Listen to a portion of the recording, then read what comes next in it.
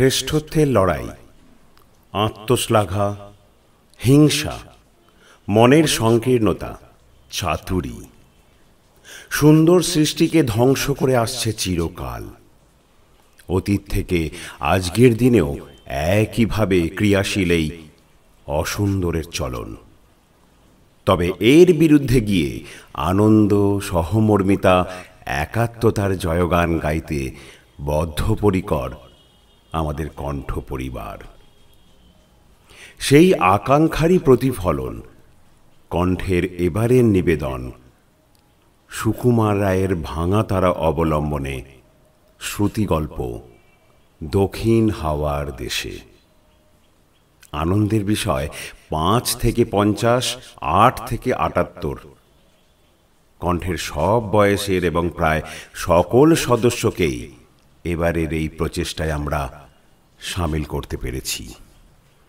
শুরু করছি কণ্ঠের নিবেদন আমাদের এবারের গল্প দক্ষিণ হাওয়ার দেশে।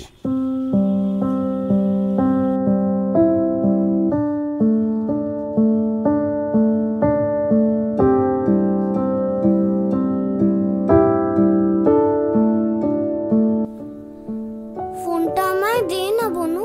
না, আমি আরেকটু খেলি। না, আমি নেব এবার। তুই তো এতক্ষণ খেললি। কি হলো তানিমুনি, তোমরা ঘুমোওনি এখনো? কি করছো হাতে ফোন নিয়ে? না দিদুন, ঘুম পাচ্ছে না। দেখো না, উনি কখন থেকে ফোন নিয়ে খেলছে। আমি চাইছি, দিচ্ছেই না। সে কি তানিমুনি, এখন না ঘুমোবার সময়?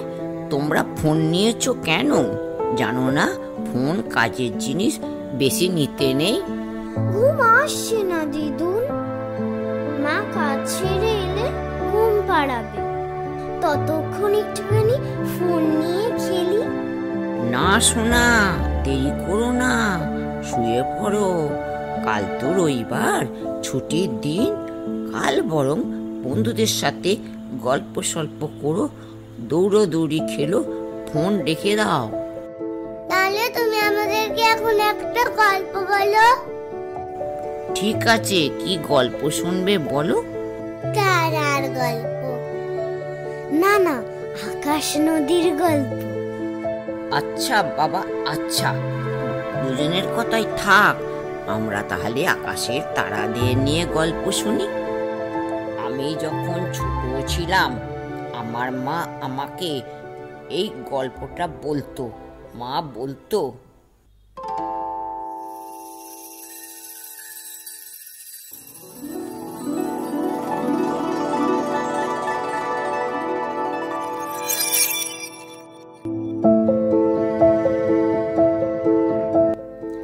আকাশ পারে ওই অনেক দূরে এক ছিল দক্ষিণ হাওয়ার দেশ।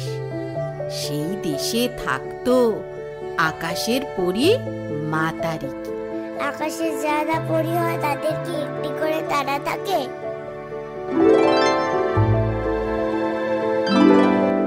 মাতারিকেও কি তারা ছিল? ছিল তো। খুব সুন্দর চকচকে এক তারা।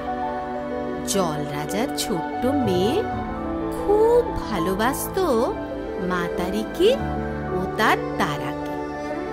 রাত্রির হলেই তারাটির ছায়া নিয়ে সে খেলতে খেলতে জলের নিচে ঘুমিয়ে পড়ত আর মাতারিকির স্বপ্ন দেখত। সেদিনও জলরাজকন্যে তারা দেখছিল। এমন সময় তার বন্ধু দক্ষিণা বাতাস এসে বলল,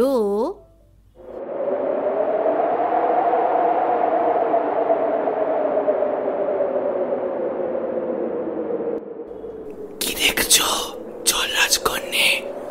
অমন করে মুক্ত হয়ে আকাশ পানে চেয়ে। ওই যে আকাশের বুকে দেখো না, সবচেয়ে সুন্দর যে তারাটা চকচক করছে।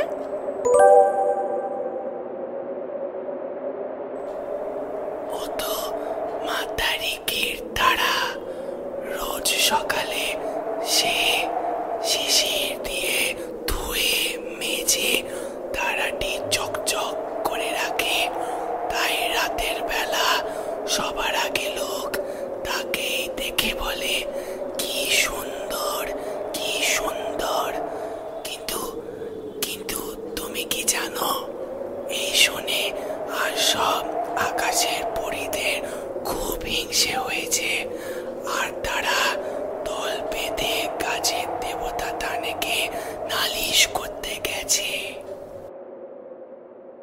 হে ভিক্ষু দেবতা টানে, আমাদের বাঁচান, আমাদের খুব বিপদ।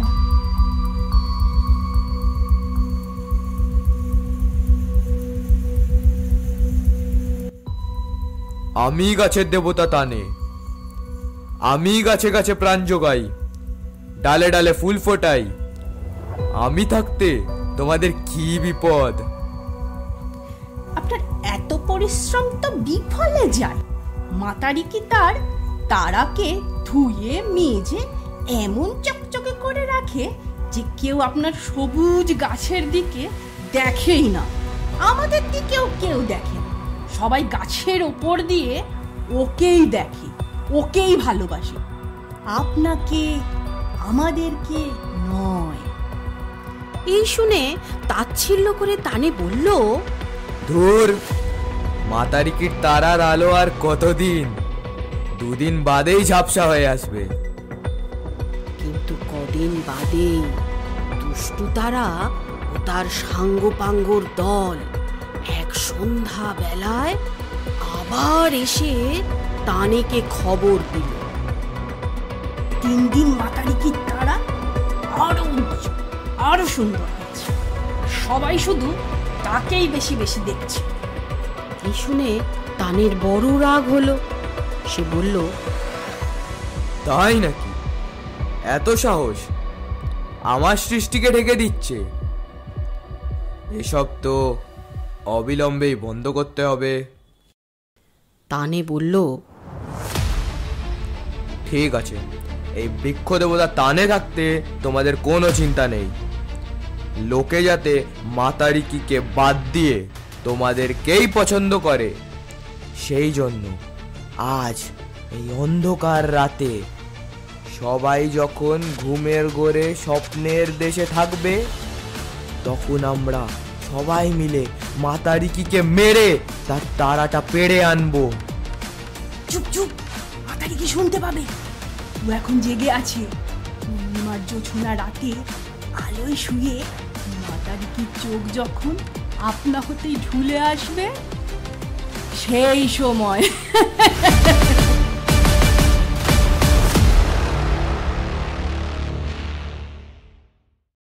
তানে আর দুষ্টু তারাদের ষড়যন্ত্রের কথা শুনল না কেউ। শুনল খালি জলের রাজার ছোট্ট মেয়ে। দু চোখ জলে ভরে রাজকন্যা তার বন্ধু দক্ষিণ হাওয়াকে ডেকে বলল,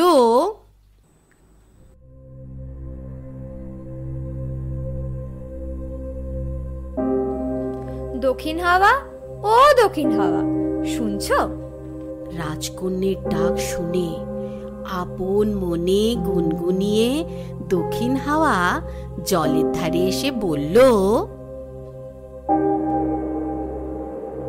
কি হলো রাজকন্যে? ওরা যে মাতারিকে মারতে চায়। হায় হায়। চুপ চুপ, এখন উপায় কি বলো? উপায় মাতারিকে জানাতে হবে সে যেন পূর্ণিমার রাতে জেগে থাকে। তুমি এখন নিশ্চিন্তে ঘুমাও, তোমার বন্ধু এই দক্ষিণ হাওয়া আছে না। ভোর না হতে দক্ষিণ হাওয়া রাজার মেয়ের ঘুম ভাঙিয়ে বলল,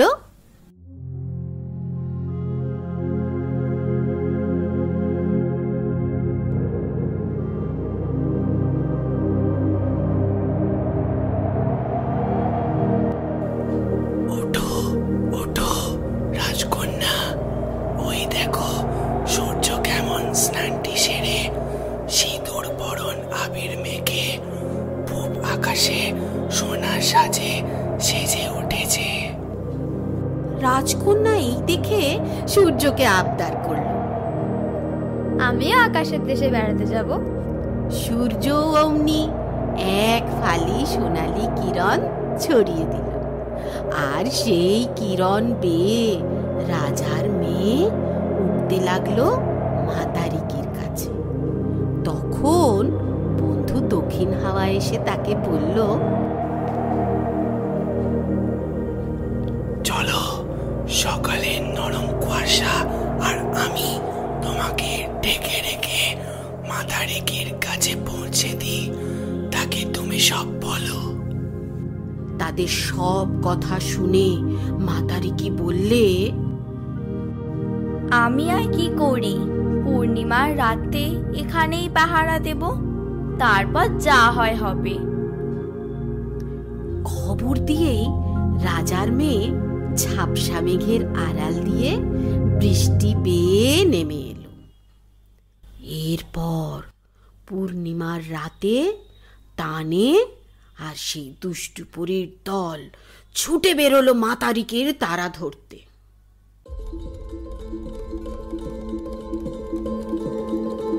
উৎকণ্ঠা ভরে আকাশের দিকে চেয়ে রইল রাজার মেয়ে আর দক্ষিণ হাওয়া। একি টানে আর দুষ্টু পরীর দল আমার দিকে চোখ পাকিয়ে অমন করে দৌড়ে আসছে কেন?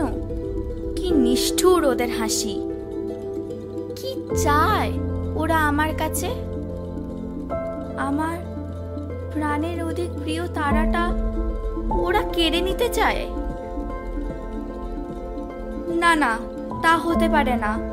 প্রাণ থাকতে আমি এই তারা ওদের দেব না। যাই, দৌড়ে যাই আকাশের আলোর নিচে।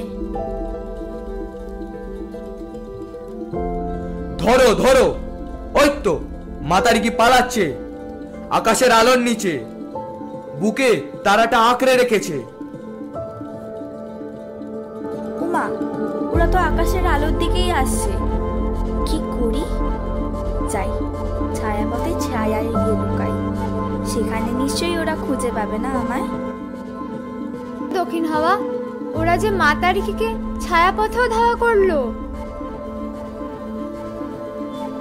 তাই তো। হায় হায়, ওরা যে ছায়াপথেও আমাকে খুঁজে বেড়াচ্ছে। এক্ষুনি আমায় দেখে ফেলবে। তবে যাই তারায় তারায় ভরা অন্য পরীদের কাছে। ওগো আকাশ পরী, আমায় একটু ঠাঁই দাও না গো। না না, তা নেই, আর অন্য পরীর দল আমাদের উপর রেগে যাবে। যাও যাও, এক্ষুনি এখান থেকে চলে যাও।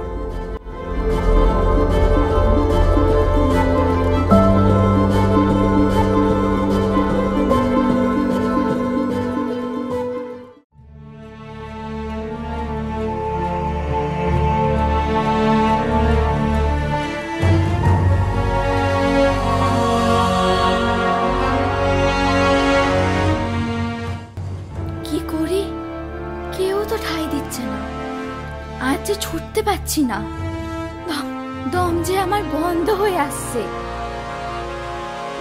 কি করি এখন? কোথায় যাই?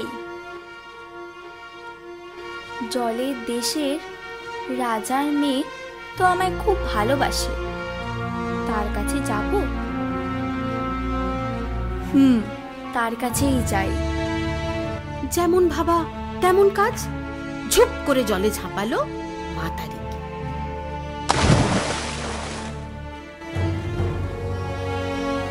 রাজকন্যা, রাজকন্যা,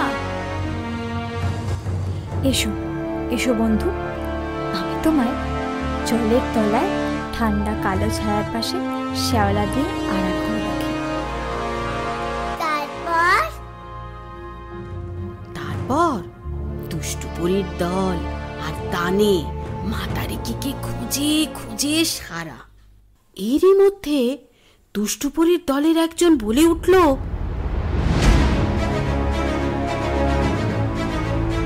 আরে জলে কার ছায়া চকচক করে উঠলো যেন মনে হলো। কোথায়? ওই যে জলে নিচে। আচ্ছা, তাই নাকি?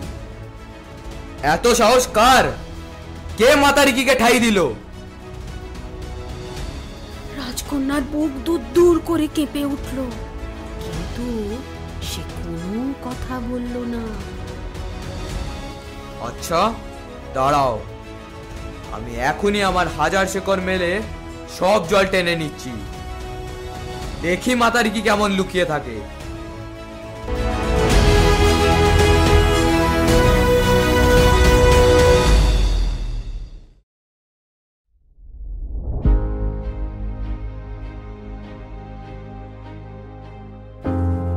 কি হবে এবার? মাতারিকির কি হবে এবার? ভয় নেই সোনা, জলের নিচে এতক্ষণ শুয়ে থেকে তো মাতারিকির সব পরিশ্রম দূর হয়ে গেছে। সে তার হারানো শক্তি আবার ফিরে পেয়েছে। এবার এবার আমায় কেউ ধরতে পারবে না। আমি আকাশময় ছুটে বেড়াবো। তাই নাকি? এই ধরেছি। এই এই যা, পালিয়ে গেল। না না, আর হলো না, পারবে না ধরতে আমায়। পারবো না মানে? সবুর করো, দেখাচ্ছি মজা। এই বলে সে পথের পাশ থেকে মস্ত এক তারা কুড়িয়ে মাতারিকির দিকে ছুঁড়ে মারলো।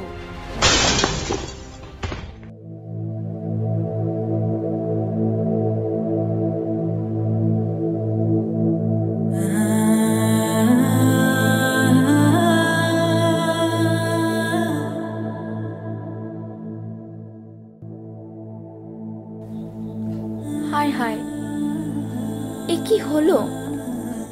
আমার এত দিনের এত সাধের তারা 7 টুকরো হয়ে ভেঙে পড়ল। তারপর তানে দৌড়ে এসে সেই 7টি টুকরো 2 হাতে তুলে ছিটিয়ে দিল চতুর্দিকে আর বলল, এবার থেকে সবাই দেখবে আমার গাছের কত বাহার।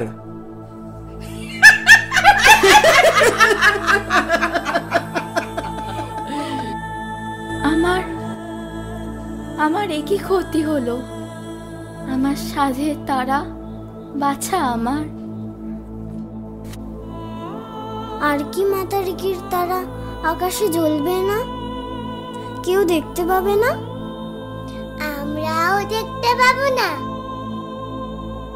না দিদি ভাই, এখন ও যদি আমাদের উত্তর আকাশে দক্ষিণ হাওয়ার দেশে যাও, দেখবে সেই ভাঙা তারার 7টি টুকরো আকাশের একই জায়গায় 7টি ঋষির মতো জলজল করছে।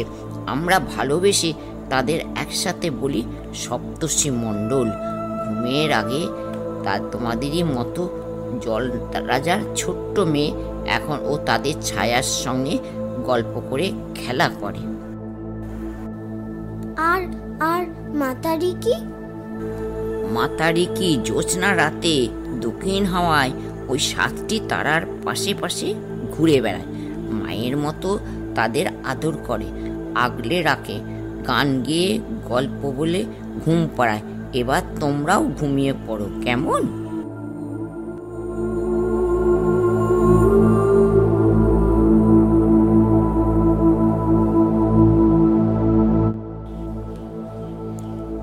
শুনছিলেন কণ্ঠের এবারের গল্প দক্ষিণ হাওয়ার দেশে।